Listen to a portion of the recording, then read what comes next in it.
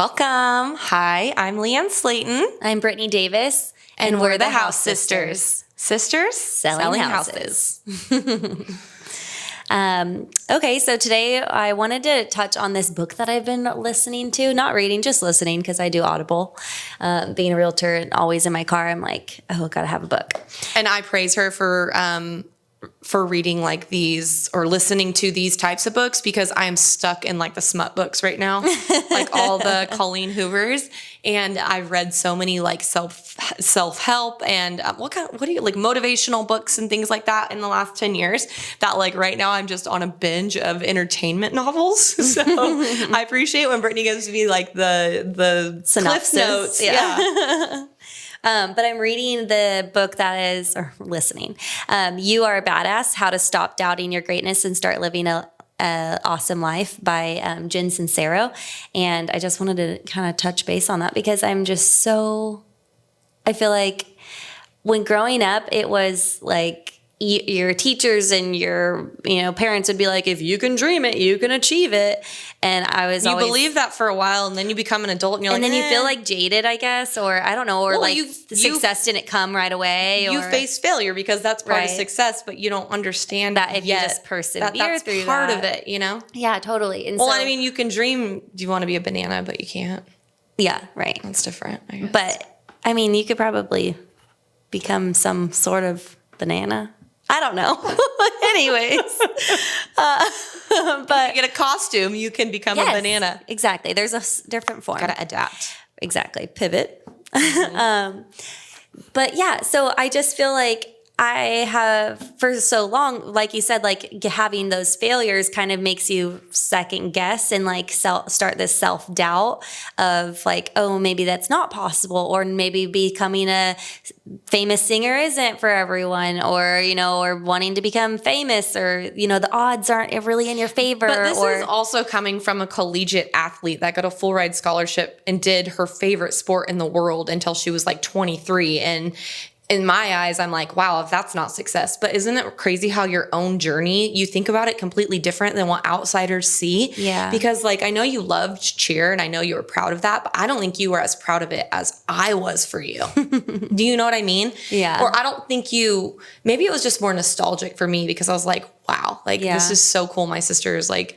doing this big, huge thing, getting her college paid for. Like doesn't happen to everyone. But I think to you, it was your reality. So you didn't give yourself as much right. And I think that you go back to that accomplished. comparison bad spiral of, okay, I made it this far, and I'm thinking, oh, like in my head, even when you just said that, I was like, yeah, but I wasn't like an Alabama cheerleader that has like all of these great, crazy skills. Like I had great, crazy skills for my school, but then there was, even some girls on my team that were better at certain things than I was. So then I'm going back to that comparison thing where it's not good. Like I should just be appreciative and be like, yes, that was really cool. We have to train ourselves out of that. So a fellow realtor, I don't know if we're allowed to name drop on here, but so Kaylin was saying, I was watching her reels, and she was saying that the competitiveness of trying to outdo every other person in the industry was draining her. Yeah. And it was making this real estate industry not fun for her anymore.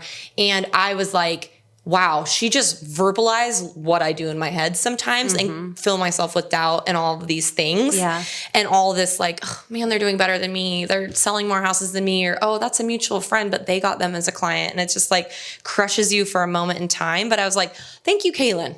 Yeah. Because I needed to hear that, because I need to be aware that is just like something we do as human beings in our own brains, and it needs to stop. Like it has to stop. And I tell my kids every day, don't worry about what other people are doing. Worry about you. Worry and be about the best version that you can of yourself. But then I'm over here like crying in my coffee because somebody's working with my person that I knew in 9th grade, and I'm not their realtor, So I'm like, come on. But that's why I like these books, like what you're going to talk about, because it kind of brings you back to reality. And your only competition is you. Right. And what's good for your family and what's good for you and what your goals are. Like, I mean, my goals were, I had set my goals this year, and I've already achieved my financial goals for my annual. And still have, So proud of 3.5 months left of the year. And I'm like, got a whole nother quarter to but go. even so, like I sit here and I'm like, oh, I need to, now I need to exceed that by this many more houses. And, and so it's never enough. And yeah, but I do think that there's a healthy level of like adjusting your goals so that you're constantly challenged. So like, I'd rather you have that mindset than, well, I already met my goal. Don't have to work for the rest of the year. Yeah. Well, I kind of have that mindset. No, I'm just kidding. I mean, it's just got to be 50-50. I'm just kidding. Right. So no, because I've keep been it balanced, babe. The busiest of the year right now, especially with the event going on or the planning of the event. But which you guys should come to. It's October 21st at McConnell Estates. We are doing a Firefighters Burn Institute fundraiser. So 1920s Prohibition style gala. It's going to be, it's going to be really fun. Off So the hook. Shameless plug right there. The link will be in below. Yes. Or above or wherever. Not sure. We'll get you the link. We'll get you the link. But yeah, so going back to, having to set that mindset and stop comparing yourself. And this book really landed for me as far as like some of the things that it talked about specifically. I just want to reiterate to people that like you truly can, if you can dream it, you can achieve it, because the people that do succeed and that look like they're succeeding because they just were the lucky ones, like they are succeeding because they have had their failures and they have persevered and they have continued to drive towards that end goal.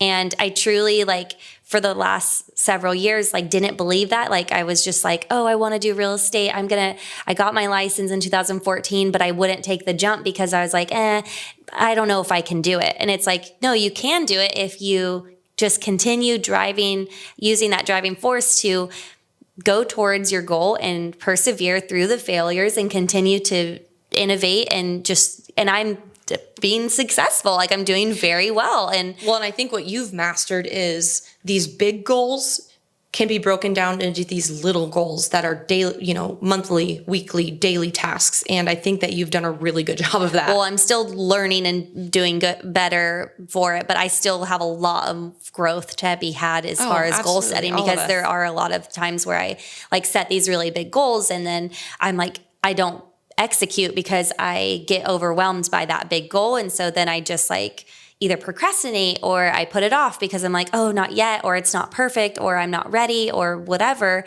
And I need to then come back to, okay, how do I get there? How can I create a strategy to achieve this? Right. What are And I feel like that's how I kind of run my business in general. I have a buyer, they have a goal. I need to practice what I preach, because I always am saying, it doesn't matter what your goal is. And I can't tell you one blanket statement for everyone's strategy. I want to hear what their goal is, and then I can help them create a strategy and how to get to that. Because all of these, there's so many variables involved with how to get to that final goal. And everyone's strategy can look very different. And their timeline and their needs and their wants, Yeah, totally. So I need to rewatch this over and over so I can get out of that vicious cycle of. Well, I love that you started listening to the book, because that you're being proactive about training your mind. I mean, your mind is the most so powerful.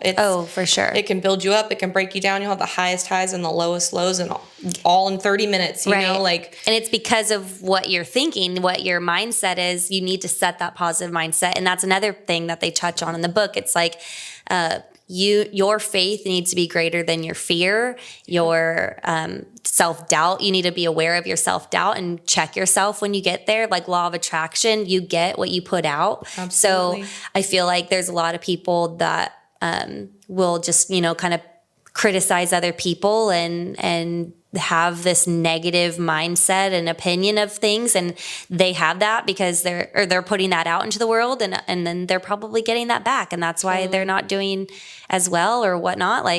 I truly think that mindset and your mind's limiting. Right, you're not giving yourself the opportunity to even bring in positive stuff because you're constantly criticizing or looking at the negative. That's how I feel about door knocking. I do. You're like, nope, I can't do it. And then you never do it.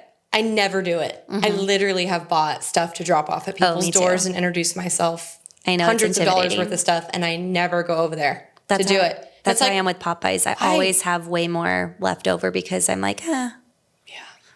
I sign up. I'm like, oh yeah, I'll take 10, and then no. And Peyton opens all the gumball machines. Yeah, and then Peyton takes all my baseball bats. Yeah.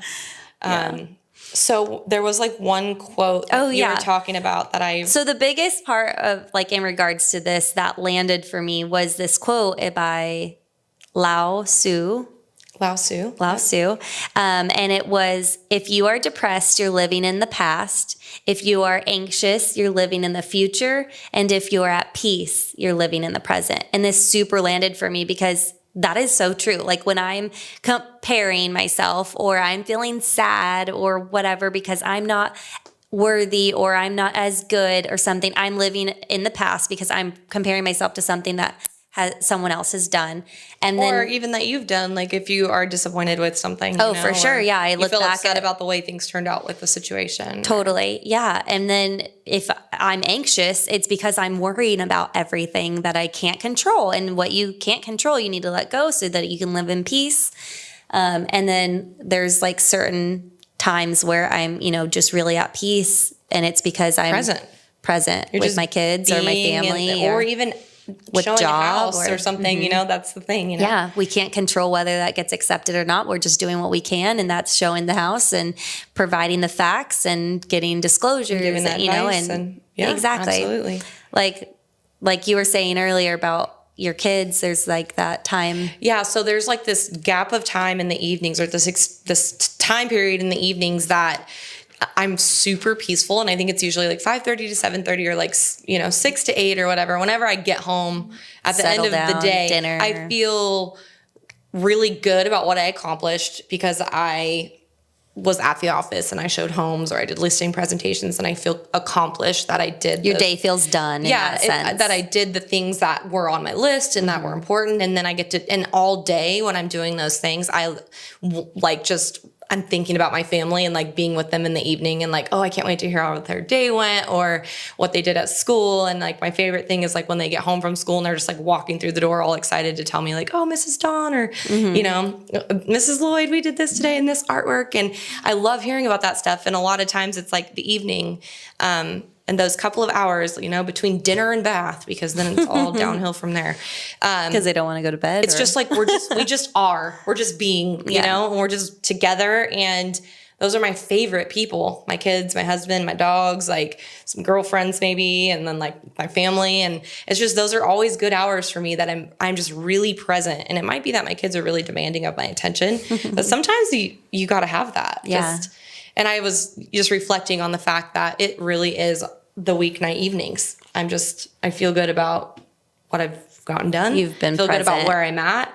And then 8:00 when bath hits and I start stressing about the next day. Yeah. So, totally. That's why again, I can't being go to aware sleep. Of that so we can check it and try not to. Yeah. Try not to. I know when I get in bed and I make my list of the next day, then it's like, then my mind just starts going and going. Like, should I just get up and do this right now at 1 a.m.? I've thought about sometimes that. I do, but honestly, then you're exhausted. Yes. And you're like, what do I have something to do? What do I have on my schedule tomorrow? Can I be super tired? Like, yeah.